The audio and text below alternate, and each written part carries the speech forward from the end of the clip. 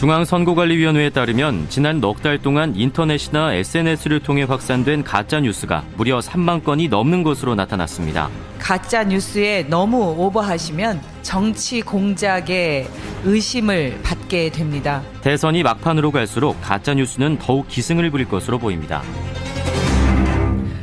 누구누구는 북한에 충성한다. 누구누구는 세목으로 비자금에 연루됐다. 누구누구는 할아버지가 친일파다. 예. SNS에 떠도는 이 모든 말들 대선 후보를 겨냥한 가짜뉴스입니다.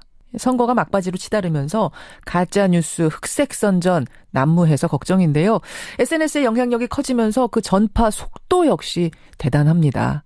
도대체 뭐가 진짜고 뭐가 가짜인지 가려봐야겠죠. 김수연 선관위 사이버 선거범죄 대응센터장과 함께 짚어보죠. 센터장님 안녕하세요. 네, 안녕하세요. 사전 투표 열기가 상당히 뜨거워요.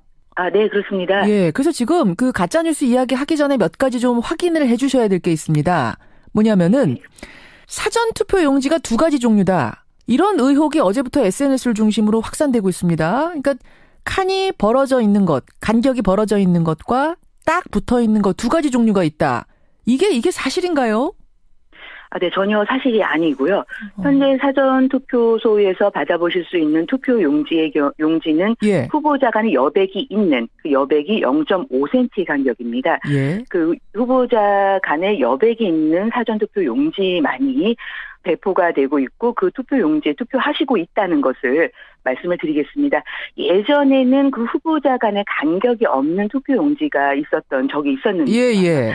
이 경우와 착오를 일으키셨지 않았을까 이렇게 생각을 하고 있습니다만 이런 어떤 그 소문이 SNS라든가 인터넷 공간에 빠르게 확산되고 있어서 예. 그렇지 않다는 점을 말씀드리고 싶습니다. 그러니까 완전한 가짜뉴스란 말씀이시죠? 확인이 다 됐단 말씀이시죠? 네, 그렇습니다. 그래요. 네, 이것은 허위사실입니다. 그러니까 이게 마치 두 종류 만들어서 뭔가 지금 부정선거가 치러지고 있다라는 식으로 지금 소문이 유포가 되고 있는데 이렇게 될 경우는 그럼 이거 계속 유포시키면 처벌이 되는 겁니까? 전달만 해도?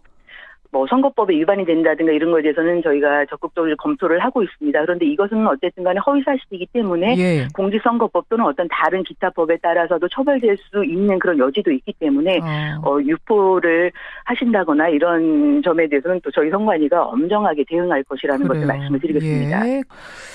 알겠습니다. 가짜뉴스 얘기 좀 해보죠. 지금 가짜뉴스가 지난 대선에 비해서 한 5배가 늘었다. 맞습니까?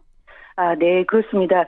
이러한 어떤 허위사실 공표로 인해서 삭제 요청을 한 건수가 지난 대선의 경우에는 4천 건이 좀 넘는 숫자였다고 한다면 예. 이번 그 대선의 경우에는 현재까지도 2만 건이 좀 넘는 그 건수에 이르고 있습니다. 따라서 말씀하신 것처럼 5배가 넘는 수치다 이렇게 볼 수가 있습니다. 유형으로 보면은 어떤 특징들이 발견이 돼요? 네, 기본적으로 후보자에 관한 허위사실이라든가 공표한다든가 비방하는 것들 이런 것들은 가장 대표적인 허위사실이다 이렇게 말씀드릴 수가 있고요. 그렇죠. 예. 네, 이 외에도 어떤 유형이라고 말씀드릴 수 있는 것은 그 허위사실 공표 외에도 그 공직선거법에서 위법한 행위를 보고 있는 그런 어떤 위법 행위들이 있습니다. 예를 들어서 선거운동을 위해서 후보자나 그 가족과 관련해서 특정 지역이나 성별을 모욕하거나 비하하는 표현 이런 거 할 수 없거든요.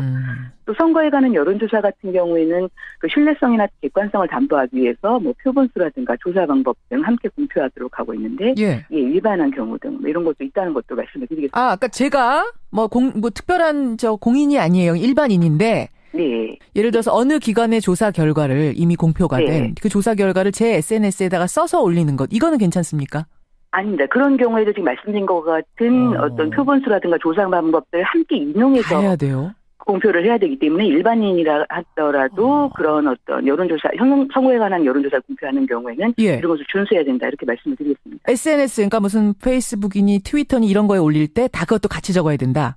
네, 맞습니다. 카톡 같은 데 올리는 건 어떤가요? 1:1 카톡 창에 올리는 것. 그것도 그 공표를 하는 것이기 때문에 이러한 그 규정이 적용은 되는데요. 그 카톡 같은 경우는 대표적으로 이제 말씀을 드리면 그것은 기본적으로 사적 공간입니다. 그렇죠. 그래서 저희가 모니터링을 할 수는 없지만 그렇게 공표한다는 것은 위법한 것이고 따라서 그것이 신고가 제보가 들어온다든가 한다면 저희가 조사를 할 수는 있습니다. 그렇군요. 그러니까 예를 들어서 리얼미터에서 이번에 문재인 후보 몇, 안철수 후보 몇, 홍준표 후보 몇 나왔대라고 제가 블로그에 올릴 때 그 밑에 조사 개요를 다 적지 않으면 이것도 불법이 된다 이 말씀? 네, 그렇습니다. 아, 후보별로 그럼 대표적인 가짜 뉴스가 뭐가 있을까? 이걸 한번 일별해 주시는 것도 좋을 것 같은데. 네. 문재인 후보와 관련돼서 가짜 뉴스들 어떤 걸 적발해 보셨어요? 문재인 후보의 부친이 뭐 북한군 출신이다 이런 어떤 허위 사실이 유포가 되고 한참 있었는데요. 돌았죠, 그 얘기. 예. 네네. 이것은 사실 이미 판결을 통해서도 허위 사실이라는 것이 밝혀진 사안이거든요. 예. 이러한 것이 있었고요. 또한 뭐 다른 사람이 북한에 보낸 어떤 편지를 문 후보가 보낸 것을 유포된 것들 그리고 아까 말씀하신 것처럼 뭐 세월호라든가 어떤 그런 세모그룹의 파산 관계라든가 이런 식의 것들이 뭐 대표적인 예가 되겠습니다. 안철수 후보와 관련돼서도 있었습니까? 네, 그 안철수 후보의 경우에는 그 직계비속인 딸의 출생과 관련해서 그 사실이 아님에도 불구하고 뭐 미국에서 원정 출산으로 출생했다라고 하는 게시물 있었는데요. 딸 안설이 씨가 원정 출산으로 미국에서 태어났다. 이것도 가짜 뉴스군요. 네, 그렇습니다. 그래요. 또? 네, 뭐, 그 개표시에 저희가 사용하고 있는 투표지 분류기가 있습니다. 그런데 이것이 뭐 안철수 후보가 연관이 돼 있는 뭐 안랩 코코넛이라는 회사 제품이기 때문에 대선에서 사용되는 경우에는 뭐 안철수 후보에게 유리하다라든가 이런 식의 어떤 내용이 있었는데. 저도 그거 봤는데. 아니기 때문에. 네. 이것도 뭐 허위 사실이다. 이렇게 볼 수가 있겠습니다. 그렇군요. 개표기가 안철수 후보 회사와 연관된 데서 만든 거다. 이 얘기도 완전한 가짜 뉴스. 네, 그렇습니다. 그래요. 홍준표 후보도 가짜 뉴스가 있었나요? 홍준표 후보와 관련해서 는 뭐 특별히 어떤 그보다는 뭐 여론조사 공표와 관련해서 그 홍준표 후보라든가 기타 어떤 후보들에 대해서는 뭐 그러한 여론조사를 한 적이 없음에도 불구하고 뭐 어느 후보에게 유리하거나 좀 불리한 허위의 어떤 여론조사 결과가 발표된 그런 경우들이 있었습니다. 예. 아니 그 자유한국당 홍보물에서요. 네. 1번하고 3번 후보한테 인공기를 그려놓은 뭐 이런 것이 돌아다녔다고 하는데 이건 뭔가요? 네, 투표용지 그 모형이죠. 그 모형을 한 곳에 특정 후보자의 그 정당명을 게재하는 란이 있습니다. 기호와 정당명과 이렇게 게재하게 돼 있는데 그 정당명을 게재하는 그 란에다가 그 인공기를 그려놓은 사안인 거죠. 그래서 우리나라 해당 정당명을 게재해야 함에도 불구하고 허위의 사실인 인공기를 그려넣음으로써 허위 사실을 공표한 것은 물론이고 그 후보자를 비방한 경우에 해당한다. 이렇게 이제 보고 있습니다. 그럼 자유한국당에서 공식으로 만든 홍보물에 이런 게 있었다고요? 네네. 그 페이스북에 그 정당에서 페이스북에 아마 게시를 했다가 삭제를 한 것으로 그렇게 알고 있습니다. 그래요. 그렇군요. 심상정 후보, 유승민 후보와 관련된 뉴스도 발견되는 게 있나요? 그 언론에서도 말하는 유력 후보자들에 대한 아무래도 허위 사실이라든가 이런 것들이 가장 많이 좀 유포가 되고 있고요.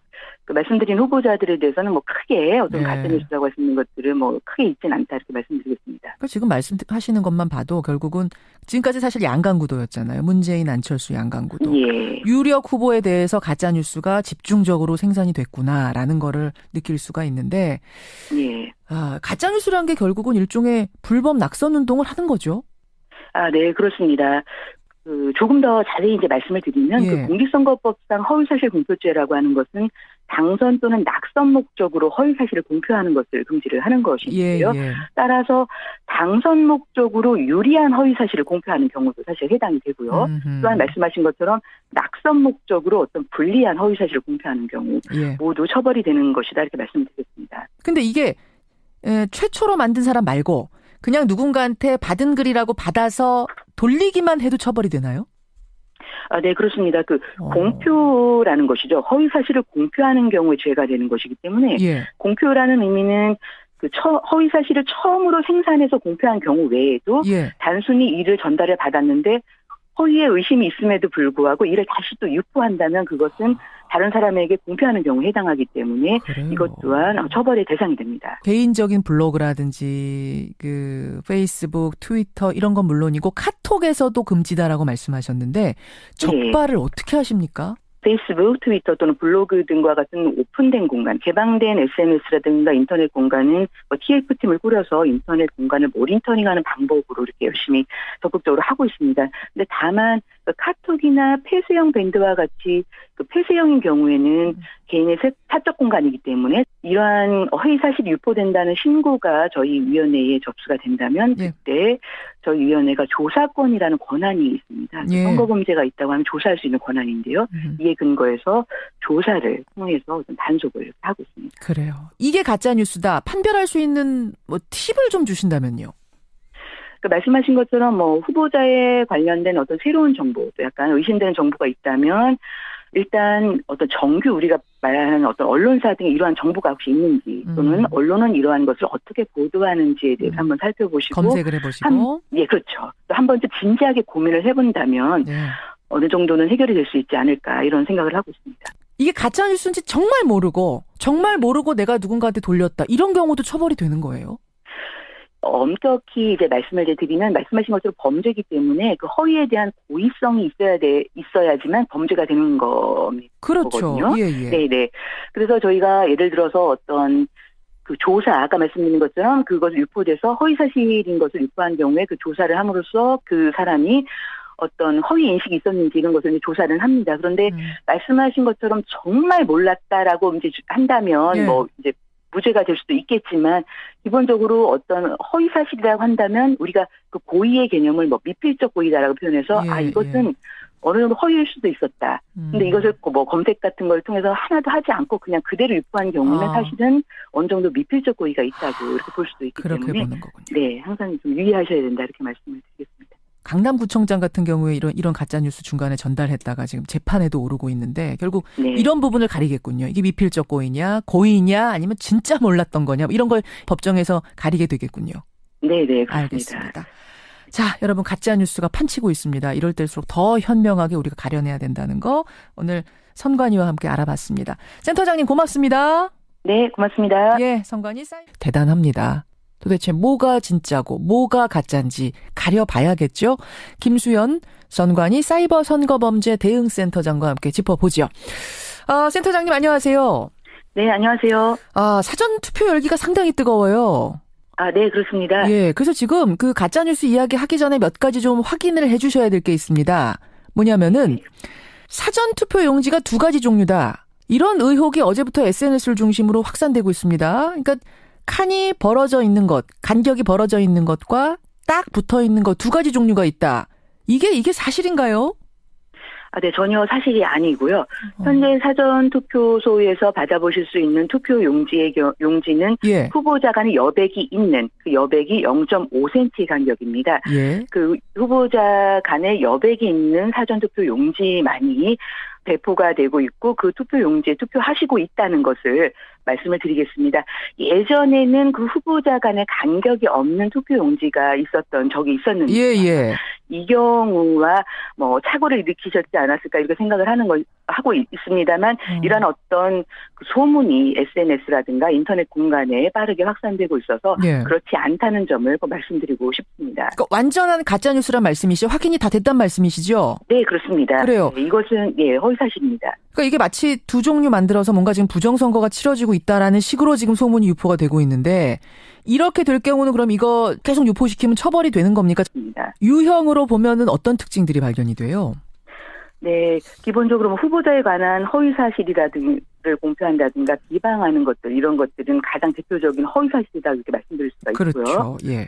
네, 이 외에도 어떤 유형이라고 말씀드릴 수 있는 것은 그 허위 사실 공표 외에도 그 공직선거법에서 위법한 행위를 보고 있는 그런 어떤 위법 행위들이 있습니다. 예를 들어서 뭐 선거운동을 위해서 후보자나 그 가족과 관련해서 특정 지역이나 성별을 모욕하거나 비하하는 표현 이런 거 할 수 없거든요.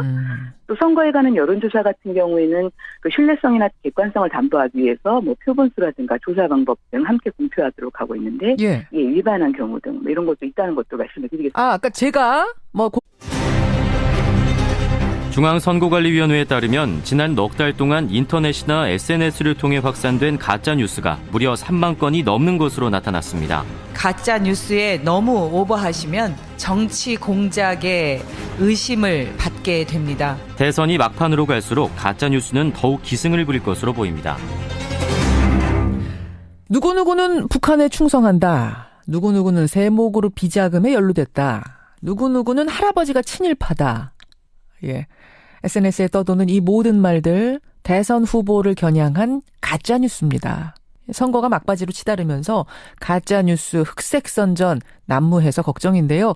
SNS의 영향력이 커지면서 그 전파 속도 역시 전달만 해도 뭐 선거법에 위반이 된다든가 이런 거에 대해서는 저희가 적극적으로 검토를 하고 있습니다. 그런데 이것은 어쨌든 간에 허위사실이기 때문에 예. 공직선거법 또는 어떤 다른 기타 법에 따라서도 처벌될 수 있는 그런 여지도 있기 때문에 유포를 하신다거나 이런 점에 대해서는 또 저희 선관위가 엄정하게 대응할 것이라는 것을 말씀을 드리겠습니다. 예. 알겠습니다. 가짜뉴스 얘기 좀 해보죠. 지금 가짜뉴스가 지난 대선에 비해서 한 5배가 늘었다. 맞습니까? 네, 그렇습니다. 이러한 어떤 허위사실 공표로 인해서 삭제 요청을 한 건수가 지난 대선의 경우에는 4천 건이 좀 넘는 숫자였다고 한다면 예. 이번 그 대선의 경우에는 현재까지도 2만 건이 좀 넘는 그 건수에 이르고 있습니다. 따라서 말씀하신 것처럼 5배가 넘는 수치다 이렇게 볼 수가 있습니다.